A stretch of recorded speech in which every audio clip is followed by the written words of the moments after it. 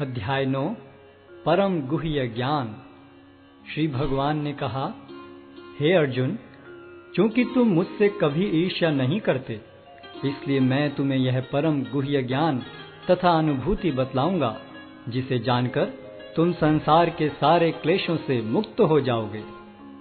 यह ज्ञान सब विद्याओं का राजा है, जो समस्त रहस्यों में सर्वाधिक गोपनीय है। यह परम शुद्ध है, और चूंकि यह आत्मा की प्रत्यक्ष अनुभूति कराने वाला है, अतः यह धर्म का सिद्धांत है। यह अविनाशी है और अत्यंत सुखपूर्वक संपन्न किया जाता है। हे परंतप, जो लोग भक्ति में श्रद्धा नहीं रखते, वे मुझे प्राप्त नहीं कर पाते। अतः वे इस भौतिक जगत में जन्म मृत्यु के मार्ग पर वापस आते रहते हैं। यह संपूर्ण जगत मेरे अव्यक्त रूप द्वारा व्याप्त है। समस्त जीव मुझ में हैं, किंतु मैं उनमें नहीं हूं। तथापि मेरे द्वारा उत्पन्न सारी वस्तुएं मुझ में स्थित नहीं रहती। जरा मेरे योग ऐश्वर्य को देखो। यद्यपि मैं समस्त जीवों का पालक हूं और सर्वत्र व्याप्त हूं, लेकिन मैं इस विराट अभिव्यक्ति का अंश नहीं हूं, क्योंकि मैं सृष्टि का कारण स्वरूप हूं। जिस प्रकार सर्वत्र प्रवहमान प्रबल वायु सदैव आकाश में स्थित रहती है, उसी प्रकार समस्त उत्पन्न प्राणियों को मुझ में स्थित जानो। हे कुंती पुत्र, कल्पकांत होने पर सारे प्राणी मेरी प्रकृति में प्रवेश करते हैं, और अन्य कल्प के आरंभ होने पर मैं उन्हें अपनी शक्ति से पुनः उत्पन्न करता हूँ। संपूर्ण विराट जगत मेरे अधीन है।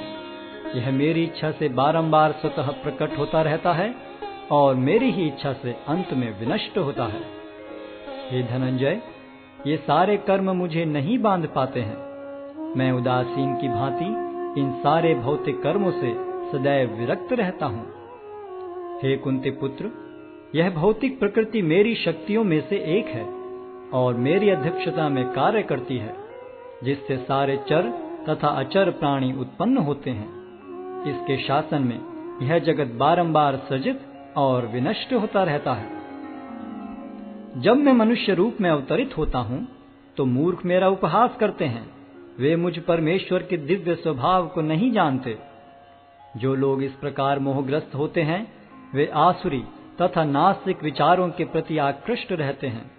इस मोहग्रस्त अवस्था में उनकी मुक्ति आशा, उनके सकाम कर्म तथा ज्ञान का अनुशीलन सभी निष्फल हो जाते हैं। हे पार्थ, मोहमुक्त महात्मा जन दैवी प्रकृति के संरक्षण में रहते हैं। वे पूर्णतः भक्ति में निमग्न रहते हैं, क्योंकि वे मुझे आदि तथा अविनाशी भगवान के रूप में जानते हैं। ये महात्मा मेरी महिमा का नित्य कीर्तन करते हुए, दृढ़ संकल्प के साथ प्रयास करते हुए, मुझे नमस्कार करते हुए भक्ति भाव से निरंतर मेरी पूजा करते हैं।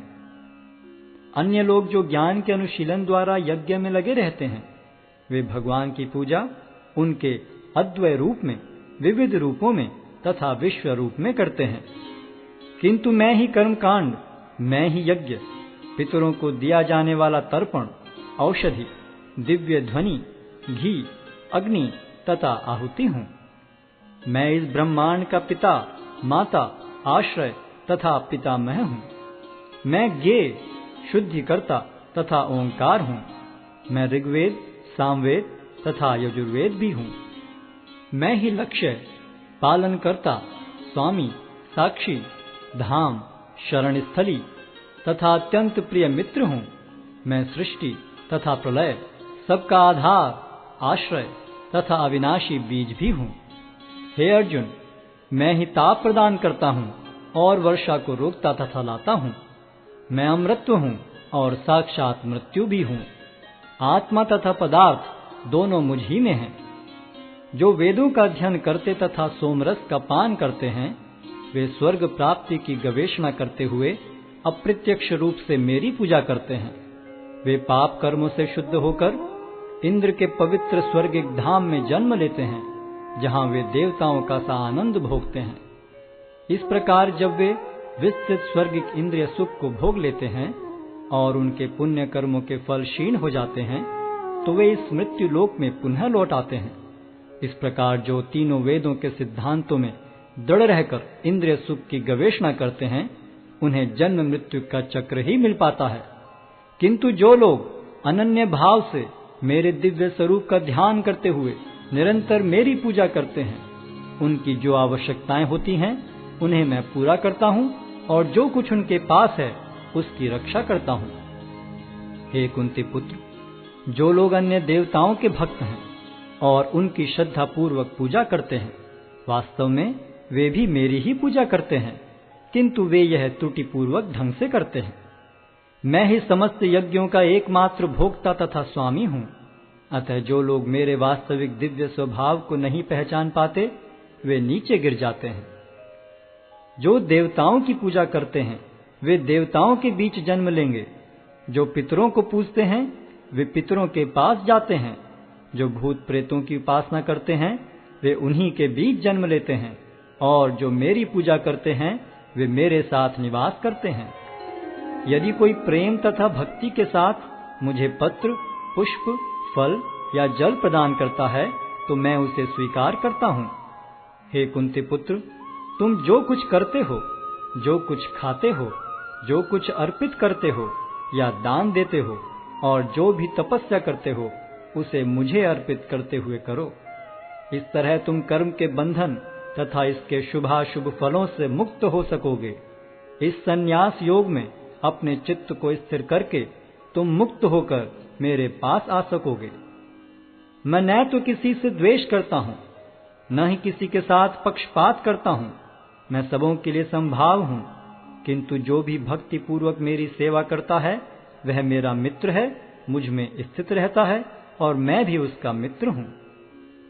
यदि कोई जघन्य से जघन्य कर्म करता है, किंतु यदि वह भक्ति में रत रहता है तो उसे साधु मानना चाहिए, क्योंकि वह अपने संकल्प में अडिग रहता है। वह तुरंत धर्मात्मा बन जाता है और स्थायी शांति को प्राप्त होता है। हे कुंती पुत्र, निडर होकर घोषणा कर दो कि मेरे भक्त का कभी विनाश नहीं होता है।